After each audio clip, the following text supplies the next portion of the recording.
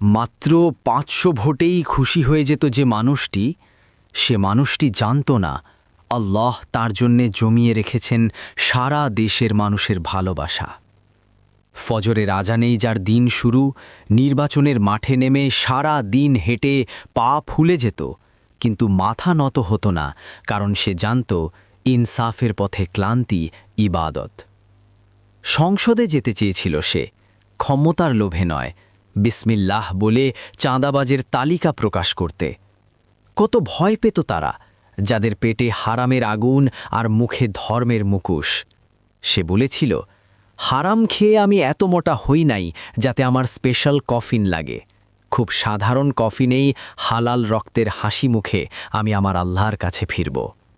আজ দেখো, একজন মানুষের জন্যে এত আয়োজন, জানা যায় মানুষের ঢল, পিছনে পুরো দেশ। সংসদে সে যায়নি, কিন্তু সংসদ আজও তার পায়ের শব্দে কাঁপে।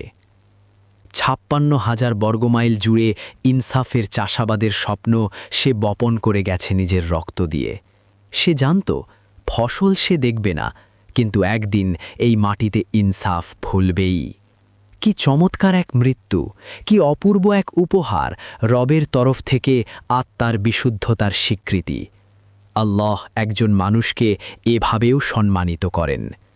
শহীদ উসমান হাদি রাহিমাহুল্লাহ, তুমি নেই, কিন্তু তুমি আছো প্রতিটি প্রতিবাদী কণ্ঠে, প্রতিটি ন্যায় বিচারের দাবিতে, প্রতিটি ইনসাফের স্বপ্নে। তোমার রক্ত প্রশ্ন করে, আমরা কি প্রস্তুত? সেই ইনসাফের চাষাবাদ শেষ না হওয়া পর্যন্ত থামবে না সংগ্রাম। শহীদ উসমান হাদি রাহিমাহুল্লাহ, তোমার শাহাদাত আমাদের অঙ্গীকার।